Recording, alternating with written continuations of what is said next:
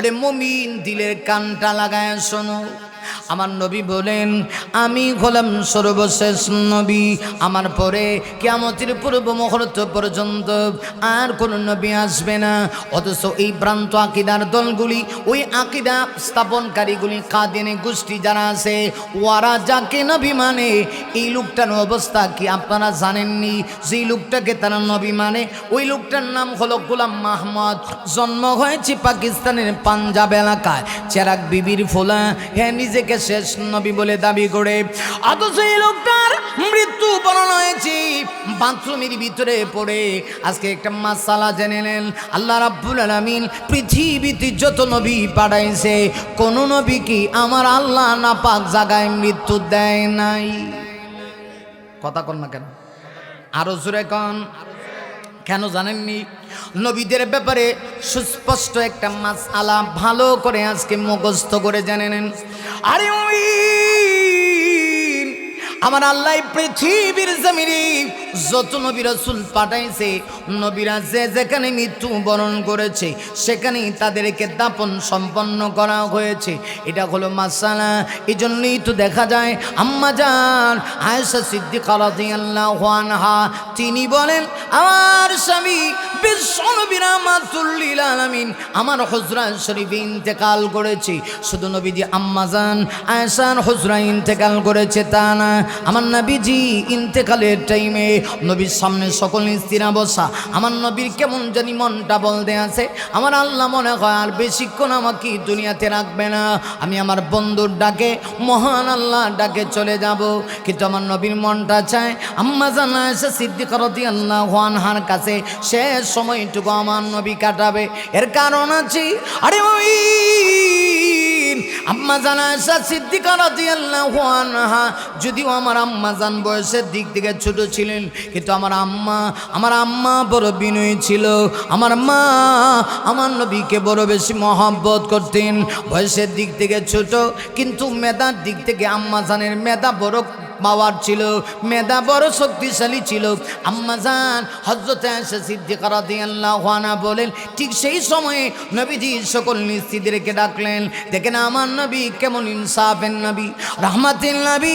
আরে মুমিন সকল স্ত্রীদেরকে ডেকে ডেকে বলেন, আমার স্ত্রীরা শোনো, আমার মনটা যা আমি আমার জীবনের শেষ সময়টুকু আয়েশা সিদ্দিকার হুজরায় আমি কাটাই, তার কাছে থাকি, সে আমাকে একটু খেদমত করুক। আমার শরীরের অবস্থা বেশি ভালো না, কিন্তু আমার ভয় হয় এই কথা যদি বলি তোমরা যদি কষ্ট পেয়ে যাও, ইনসাফে যদি একটু ভিন্ন রকম হয়, আমি যদি তোমাদের ইনসাফ করতে গিয়া সামান্য পরিমাণে দিক সেদিক করে ফেলি, অন্তরে যদি তোমাদের আঘাত থেকে যা, কিয়ামতের কঠিন ময়দানে আমি নবী আল্লাহর কাছে কি জবাব দিব?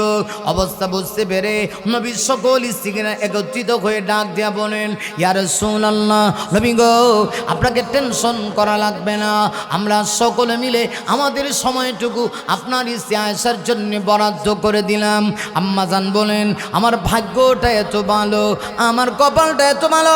আর মা আম্মা জান বলেন, বিশ্ব নবী যখন ইন্তেকাল করেছেন, আম্মা জান আয়েশা বলেন, আমি তাকায় দেখি নবীজির মাথা মুবারক আমার উরুর মধ্যে ছিল। আমার উরুর মধ্যে থাকা অবস্থায় রাহমাতুল লিল আলামিনের ইন্তেকাল হয়েছে। শুধু তাই না, আমার নবীজি এখনো পর্যন্ত মদিনাতুল মুনাওয়ারায় আম্মা জান হযরত আয়েশা সিদ্দিকার হুজরায় শুয়ে আছে। কারণ হলো নবীদের ব্যাপারে মাসালা, নবীরা যেখানে মৃত্যু বরণ করে সেখানেই তাদেরকে দাফন করা হয়। আম্মা জান আয়েশা এজন্য আমার হুজরায় বিশ্ব নবী শুয়ে আছে। শুধু শুয়ে আছি তা না, আমার নবী যে জায়গায় আম্মা জানের হুজরায় শুয়ে আছে, অথচ সেই হুজরায় আম্মা জান শুইতে পারে নাই। হুজরাটা আমার আম্মা জানের ছিল। নবীজি আম্মা জান হযরত আয়েশার হুজরায় শুয়ে আছে, আর আমার নবী ডান পাশে শুয়ে আছে সাইয়্যিদুনা হযরত আবু বকর সিদ্দিক রাদিয়াল্লাহু আনহু। এর একটা কারণ আছে। আরে মুমিন হাদিস শরীফের ভিতরে আসে আলমার মা মান আহাব্বা ইয়াউমাল কিয়ামা। নবী বলেন দুনিয়াতে যার সাথে যার মহব্বত তার সাথে তার কিয়ামত, তার সাথে তার হাসর, তার সাথে তার নাসর হয়। একটু খেয়াল করে দেখেন আমার নবীজি যখন ইন্তেকাল করেন আমার নবীজির বয়স হয়েছিল মাত্র 63 বছর। একটু খেয়াল করেন তো দেখি নবী যদি 63 বছরের হায়াত পায় আমরা সেই উম্মতি মুহাম্মদী আমাদের হায়াত আর কি হতে পারে। আম্মা জান আয়েশা সিদ্দিকা রাদিয়াল্লাহু আনহা বলেন আমার স্বামী যখন ইন্তেকাল করেন তখন রাহমাতুল লিল আলামিনের বয়স ছিল মাত্র 63 বছর। নবীজি 63 বছর হওয়ার পরে নবীজি ইন্তেকাল করলেন আম্মা জানের হুজরায়। এজন্য আমার নবী এখনো রওজা মোবারক সেখানে কিয়ামত পর্যন্ত আমার নবী সেখানে শুয়ে থাকবেন। না শুধু তা না আমার নবীর পাশে শুয়ে আছেন সাইয়্যিদুনা আবু বকর সিদ্দিক রাদিয়াল্লাহু আনহু। আবু বকর সিদ্দিক আর নবীজির বয়স ছিল খুব কাছাকাছি। রাসূল যখন ইন্তেকাল করেন আমার নবীর ইন্তেকালের সময় আবু বকর সিদ্দিকের বয়স ছিল 61 বছর, নবীর বয়স ছিল 63 বছর।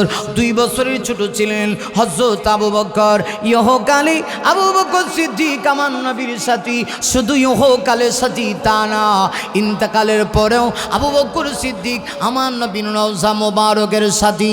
আরে মুমিন খেয়াল করো আমার আপনার নবী বিশ্ব নবীর ইন্তেকালের পরে হযরত আবু বকর মুসলিম জাহানের খলিফা হয়ে গেলেন।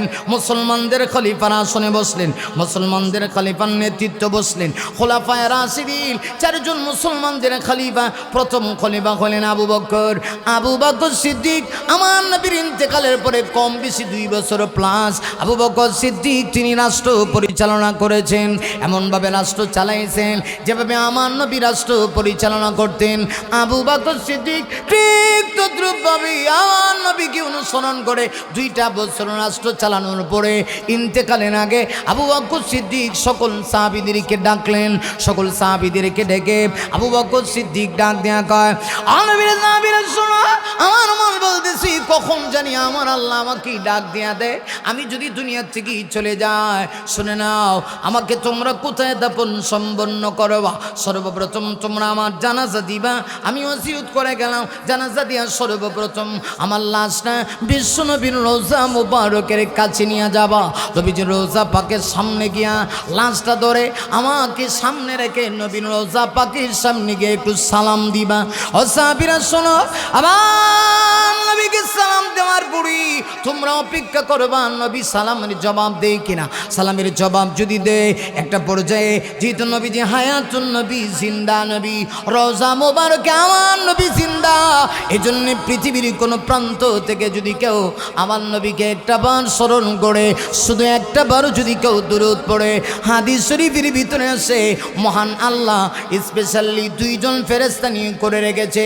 যে লোকটা আমার নবীকে স্মরণ করে সহি তরিকায় দুরূদ পাঠ করবে আল্লাহ রাব্বুল আলামিন স্পেশালি 2 জন ফেরেশতা নিয়ে করে রেখেছে নাম সহ ঠিকানা সহ মুহূর্তের ভিতরে বিশ্ব নবীর রওজায় পৌঁছাইতে দেরি হবে না। আল্লাহু আকবার।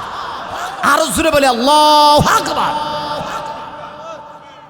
আবু কষ্ট হইতেছে, কষ্ট হচ্ছে, বিরক্ত হইতেছেন না? আবু ভালো লাগতেছে?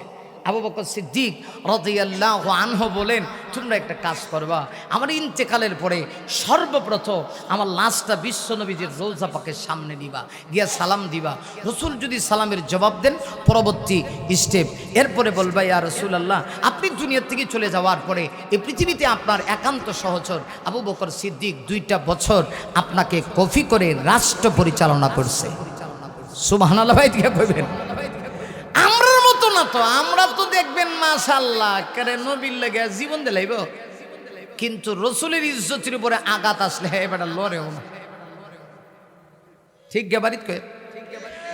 আর যদি জিলাফি নবীর নাম স্মরণ করে জিলাফি যদি 1 ফুটলা কম পড়ে গো মাইরে ধুম পড়ে, আহত 3 জন নিহত 6 জন, কথা কয় না বুঝেন। আরো জোরে কর তো মুখ দিয়া ভালোবাসবেন না কলিজা দিয়া? কথা কন না কা? আমরা নবীরে ভালোবাসি কি বাসি না? নবীর জন্য আমাদের দিল কাঁদে কি কাঁদে না? মন আমার কাঁদে রে প্রাণ আমার কাঁদে রে যেতে সোনার মদিনা। মারহাবা কর। মন আমার কাঁদে রে প্রাণ আমার কাঁদে রে যেতে সোনার মদিনা। যে মদিনা ধন্য হলো পেয়ে তবু ঠিকানা। মন আমার কাঁদে রে প্রাণ আমার কাঁদে রে যেতে সোনার মদিনা। यूसुफ पेते जुल्का कादे सारा के देचे इब्राहिम तरी। यूसुफ पेते जुल्का कादे सारा के देचे इब्राहिम तरी। सबारी सब्र महान अल्लाह सबारी सब्र महान अल्लाह তোমায় দিয়েছে ভরে। যে আমি করতে চাই যে আমি করতে যাই যে আমি ধরতে যাই যে আমি করতে চাই মনে বাজে মদিনা। মন আমার কাঁদে রে প্রাণ আমার কাঁদে রে যেতে সোনার মদিনা। মারহাবা কর।